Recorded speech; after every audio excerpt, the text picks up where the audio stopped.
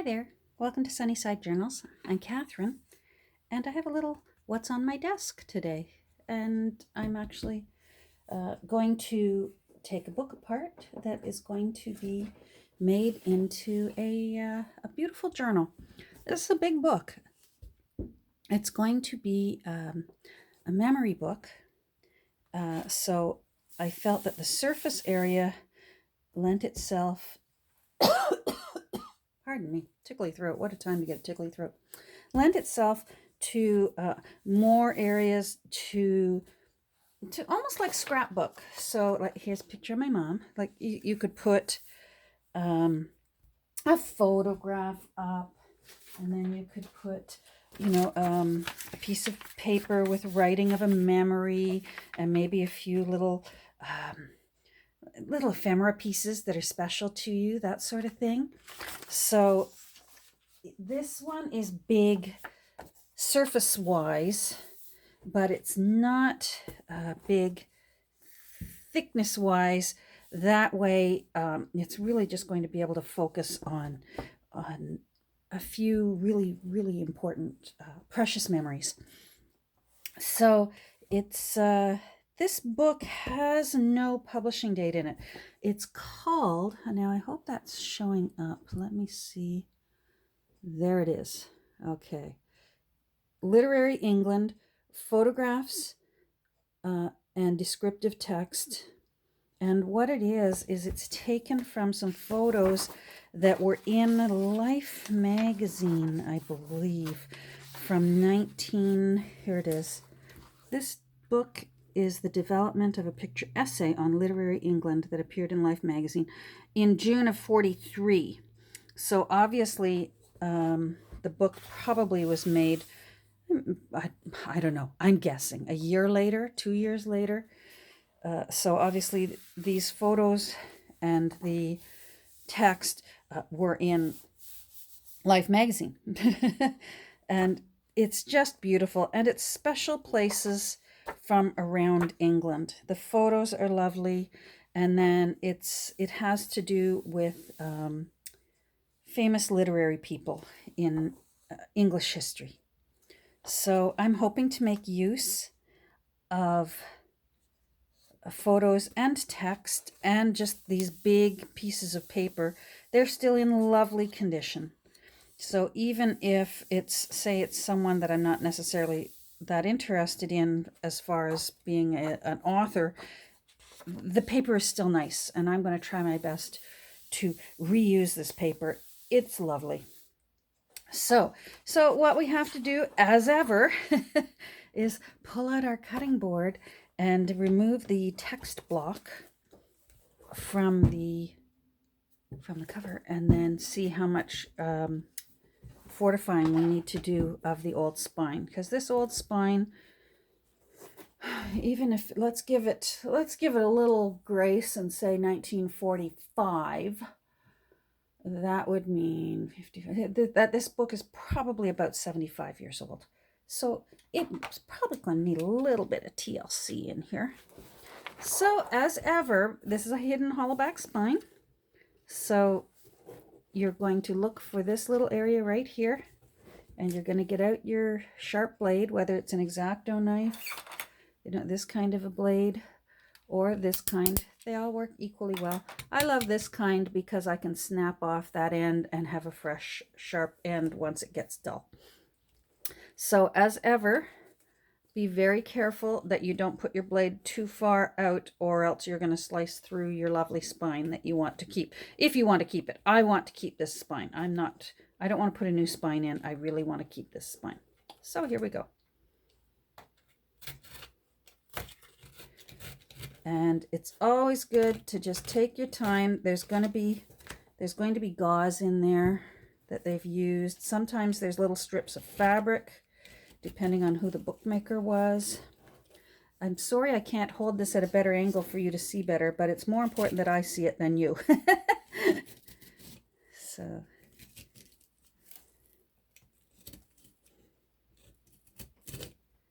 if you get to a thick area, it could be that there's either a strip of paper across there or another strip of gauze going in the other direction. If you need to, flip it over and then start again from the top and work down.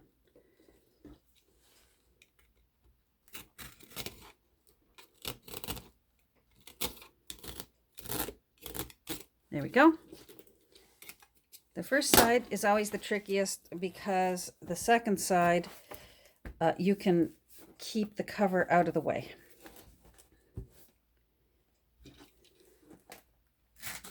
And then you can just go through and you don't have to worry about slicing open your cover.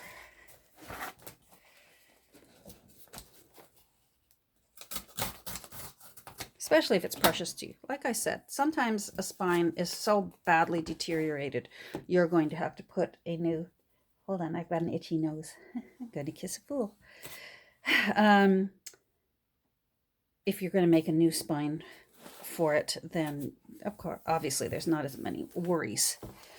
Now this little baby, let's see, sometimes those, yeah, that wants to come out. So I try my best whenever the sheet that's inside the spine, if it wants to come out, I bring it out. But then I'll hang on to that just so that I know exactly the right size to make the new one, because I will put a new one in there, a strong one again. So I'll hang on to that for now. I won't crinkle it up and throw it out yet. I'll hang on to it. And then these little ends, I really like to, if I can, just rip them off because I'll be putting new end papers on this book. I've chosen some really pretty end papers.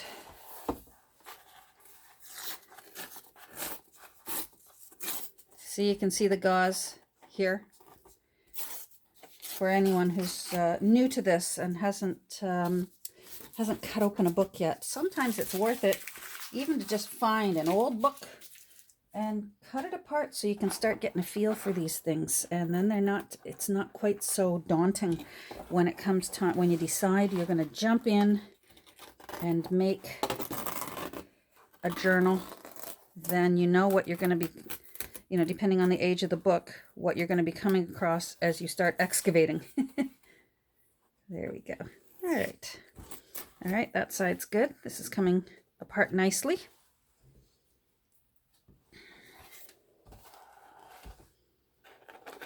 Let's get this off here.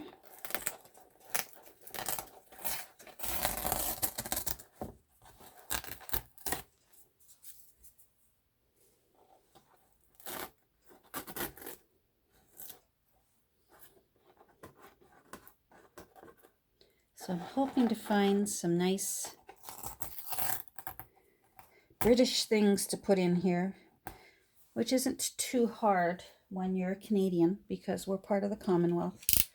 So a lot of the products that we can purchase here are from England, and a lot of the things we enjoy are very similar. HP sauce. I love HP sauce. Different teas. You know, roast beef, Yorkshire pudding. I know that's quite popular around the world, but I don't know. It's just something Canada and England where the English have had quite an influence on our society. And certainly I've had a strong English influence on just my life in general. My gran and granddad, let's see if I've got a picture of them, were right out of London, England. Hold on. You know what? I've got a picture of them. Hold on. It's going to be like magic. You're going to blink and you're going to see a picture of my gran and my granddad. Hold on. Found it. There we go. That's my gran. That's my granddad. And they were both out of London, England.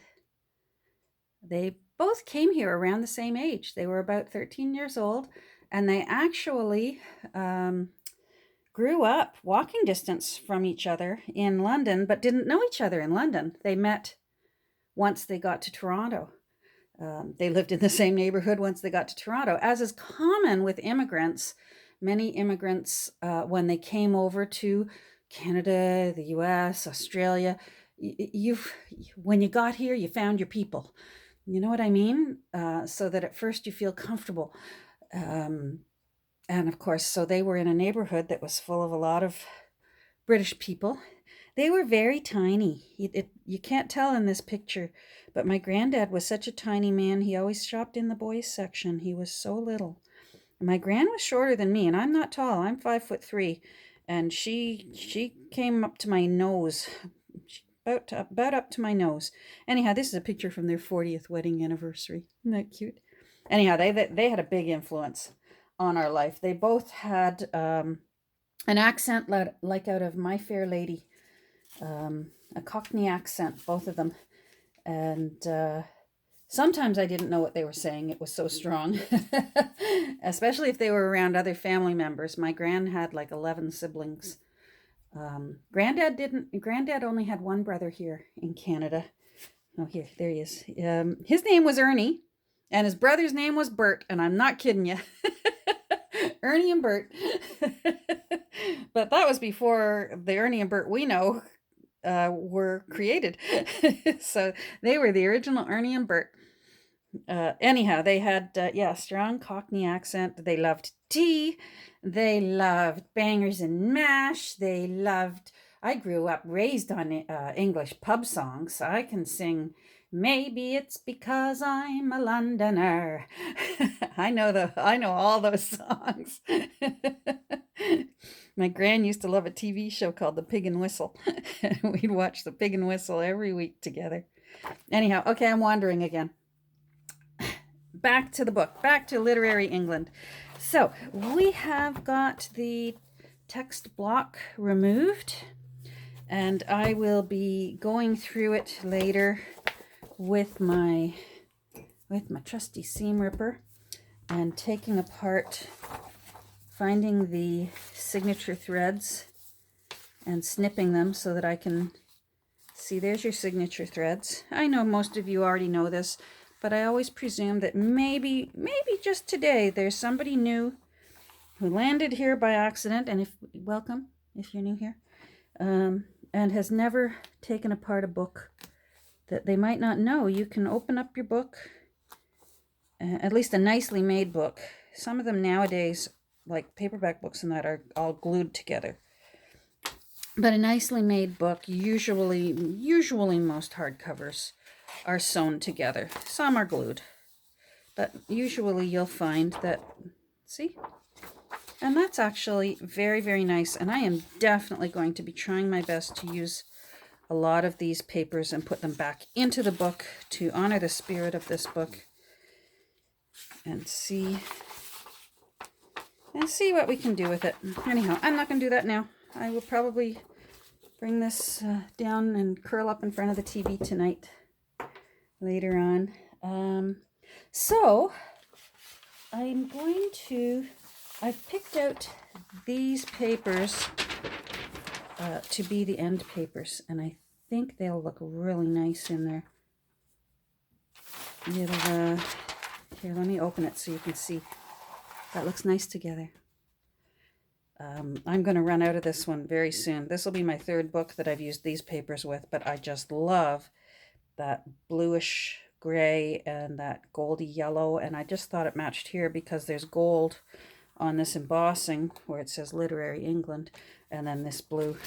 I just think that's beautiful. So I'll be doing that. I have quite a few maps that are going to go in. I have a map of England and then some maps of the US. I've got postcards from England that are going to be going in. Oh, there's the royal family. I don't know where Anne is, why she's not there. Oh, and Charles, he's not there either, so this is later. There's quite an age gap between Anne and Charles and then Andrew and Edward. Anyhow, yeah, I found those once upon a time, and when you start going through your ephemera stash, things start coming back. So that's what's on my desk, and I am going to get to work restoring this spine, but as ever, I'm just not all that good at working with the camera going. And so I'm going to turn the camera off now that you know what's on my desk. And the next time we talk, I'll have the spine restored, and I'll probably have the papers ready and chosen to put into this beautiful book. It's going to be lovely. I'm very excited about it. All right, take care. Thanks for watching, everyone. I hope you have a great day. Bye.